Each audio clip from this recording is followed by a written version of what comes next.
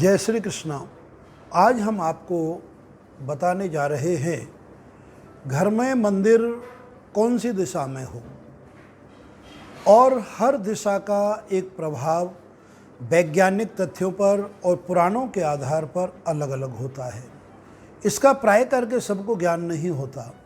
इसी संदर्भ में, इसी विषय में आपको हम बताने जा रहे हैं कि मंदिर किस दिशा में हो, दूसरा कि मंदिर में क्या ज़रूरी है और मंदिर में क्या ज़रूरी नहीं है। दोनों का बताना आपके लिए इस प्रकार से परम आवश्यक है। तो उसका पहला रास्ता ये है, सबसे पहले, कि जब हम पूजा करते हैं तो हमारा मुंह पूरब में होना चाहिए। इसका पहले से मैं आपको विवरण बता देता हूँ कि जब आप पूरब में मुंह करके पूजा करेंगे या कोई भी जप करेंगे, उसका फल आपको स्वयं को मिलेगा।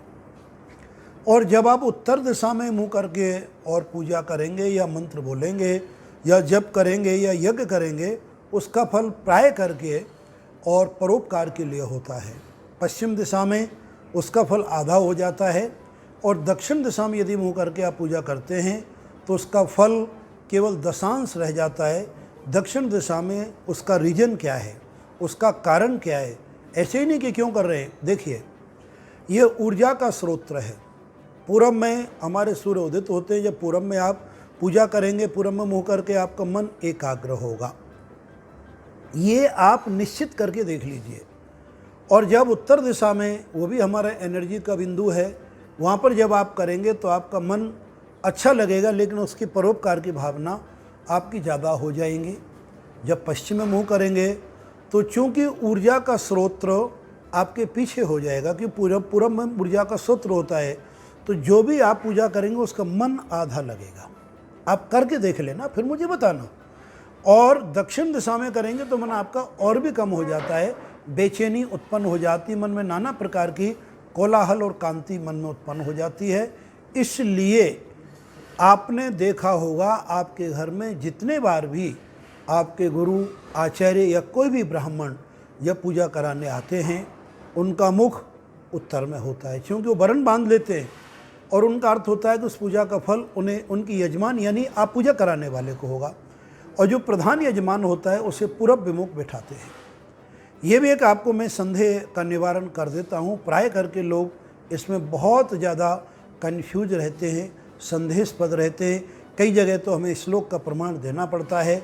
कुछ लोगों की मान्यता है, हवन करते समय, पूजा करते समय पत्नी को वामांगी कहते हैं, तो बाईं तरफ बैठाओ। उसका मैं आपको निराकरण बता रहा हूँ। हमारे धर्म ग्रंथों में एक श्लोक आया है, और पत्नी के संदर्भ में श्लोक आया कि पत्नी अगर आपकी हैं तो पूजा के समय दाहिनी ही बैठनी चाहिए। उसका श्लोक क्या है? यात्रा अग्रे कुर्यात हो। यात्रा में पत्नी को आगे रखो, क्योंकि वो धीमे चलती हैं, कपड़ा संभाल के चलती हैं। आप आगे निकल जाएंगे, पता चला भीड़ में कहीं खो गई। यात्रा अग्रे कुर्यात हो, इसका प्रमाण आप रामायण पढ़ते हैं। जब भगवान श्री राम जंगल में वनवास के लिए गए हैं, तो पहली यात्रा उनकी शुरू हुई। प्रथम दिवस तमसा नदी कीना, तो तमसा नदी के बाद वह अगले दिन प्रातःकाल केवट के पास गए हैं।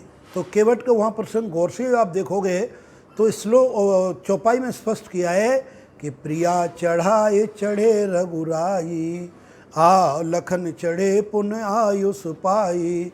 पहले भगवान ने माता श्री जानकी जी को हाथ का सहारा देके नाव में चढ़ाया, पहले स्वयं नहीं चढ़े। तो यात्रा अग्रे कुर्यात हो। और प्रिया चढ़ाए चढ़े रघुराई, फिर लखन ने कहा कि भ्राता श्री मैं आऊँ, बोले हाँ पधारिए। तो पत्नी को यात्रा में हमेशा आगे रखो, ताकि बार बार आपको पीछे मुड़कर नहीं देखना पड़े। यात्रा अग्रे कुर्यात हो, युद्धे पृष्ठे निस्मरण। यद्यपि ये परंपरा अब गौण होती जा रही है। पहले जब पत्नियों को लेके या कोई संपत्ति को लेके जाते थे, तो एनिमीज या डाकू या नाना प्रकार के सामाजिक तत्व वो आपसे लूटने के लिए आ जाते थे। युद्ध के समय पत्नियों को पीछे कर लो और आप फाइटिंग करो। यात्रा अग्रे कुर्यात युद्धे पृष्ठे निस्मरण। और शयन काले तो वामांगे, सोते समय पत्नी को बाएं रखना है, और पुण्य काले तो दक्षिणी। पूजा करते समय, भोजन कराते समय, वार्ता करते समय कोई भी अच्छी वार्ता करते समय पत्नी को राइट हैंड में लेकर के करें। ये मैंने आपको शास्त्र का प्रमाण दिया है। इस प्रमाण के अनुसार पहले हमारा दिशा का निर्देशन हो गया। अब मैं आपको बताने वाला हूँ, चूँकि आप जिन दिशाओं में मुख करके पूजा करेंगे उसके फल में कम और विशेषता होती है। ये सब कुछ आप स्पष्ट समझ चुके हो। अब आपको मैं बताता हूँ कि मंदिर का प्रथम श्रेणी उत्तर और पूर्व के कोने में, पूर्व की दीवार पर या पूर्व के हिस्से में पश्चिम की तरफ भगवान का मन दर्शन हो और आपके दर्शन पूर्व में हो जाएंगे, क्योंकि भगवान के सम्मुख बैठेंगे। तो ये मंदिर घर के मंदिर का नियम है। और एक बात ध्यान रखें, अपने मंदिर में बहुत से देवी देवताओं बिठा लेते हैं, वो सब सम्मान के पात्र हैं। ऐसा कोई नियम नहीं कि कौन कौन से देवता बैठाएं, कौन से देवता नहीं बैठाएं, क्योंकि आकाशात पतिति तोयम यदा गच्छति सागरम सर्वदेव नमस्कारम केशवम प्रतिगच्छति। मनुस्मृति के इस श्लोक से स्पष्ट होता है, वाक्य से स्पष्ट होता है कि तुम भगवान विश्व के किसी भी देवी देवताओं को प्रणाम करो, वो अपना आप एक भगवान श्री माधव, भगवान श्री नारायण के पास पहुंच जाती है। उदाहरण दिया है, उस समय की उपमा दिया है कि आकाशात पतिति तोयम, आकाश से जो पानी की बूंद वर्षा के रूप में गिरती हैं, जमीन के किसी भी भाग पर, पहाड़ी पर, कहीं पर भी उनका अंतिम लक्ष्य समुद्र होता है, समुद्र तक पहुंचती है किसी भी वायु मीडिया द्वारा। इसी प्रकार से तुम किसी भी भगवान की कहीं भी पूजा करेंगे, कितने भी भगवान को करो, एक जो मेन पावर है गॉड, GOD गॉड। जी माने जनरेटर यानी ब्रह्मा जी, ओ माने ऑर्गेनाइजर श्री विष्णु जी, और डी माने डिमोशनर, जो कि जब हमारी सृष्टि को डिमोशन करने की आवश्यकता होती है तो भगवान शिव अपना रौद्र रूप लेकर के इसे डिमोशन कर देते हैं। तो 3 अक्षरों को मिला के गॉड बने हैं। तो God is God, God is God होते हैं। उसमें किसी भी देवी देवता रखें, किंतु विशेषता यह है लक्ष्मी जी, सरस्वती जी और आपके लक्ष्मी और गणेश जी और सरस्वती, 3 देवताओं का मुख दक्षिण में नहीं होना चाहिए। आपके घर में अगर कोई कैलेंडर भी लगा हुआ है और दक्षिण दिशा में है उसका फेस, तो कृपया उसे बदल दें और परिवर्तन देखें। इन तीनों देवताओं पर कोई भी यंत्र, श्री यंत्र है, मंगल यंत्र है, मत्स्य यंत्र है, गायत्री यंत्र है, बहुत सी यंत्र होते हैं। इस किसी भी यंत्र का मुंह भी दक्षिण की तरफ नहीं होना चाहिए। उसका साइंटिफिक रीजन क्या है कि हमें इन देवी देवताओं से सीधी ऊर्जा हमारे घर में प्रवाहित होती है। जब ये दक्षिण की तरफ मुंह करेंगे तो इन्हें ऊर्जा प्रॉपर प्राप्त नहीं होगी, ये पहले मैं आपको बता चुका हूँ। अतः इनका मुंह उत्तर के में, पश्चिम में हो, उत्तर में हो या पूर्व में भी हो सकता है, लेकिन दक्षिण में ना हो। मंदिर का पहला स्थान मैंने बताया कि आप नॉर्थ और ईस्ट यानी ईशान कोण में स्थापित करें। कदाचित किसी के घर में ऐसी सिचुएशन नहीं है कि नॉर्थ ईस्ट के कोने में सीढ़ी आ रही है या बाथरूम आ रहा है या बेडरूम आ रहा है, अन्य कोई कारण आ रहा है, तो कोई बात नहीं है। आप अपने घर की कोई भी ईस्ट वॉल या ईस्ट के स्पेस को चुनें, ऐसी जगह को चुनें जहाँ पर मंदिर स्थापित हो और उनके सामने आप बैठ करके पूजा कर सकें।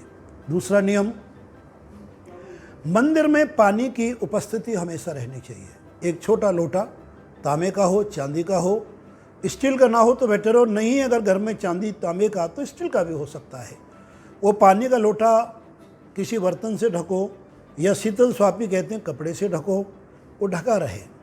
और ढकने के बाद में अगले दिन जब पूजा करने बैठो उस पानी को चेंज कर दो, बदल दो, उसको लोटे को साफ करके बर्तन को मांज के और पुनः उसमें रख दें।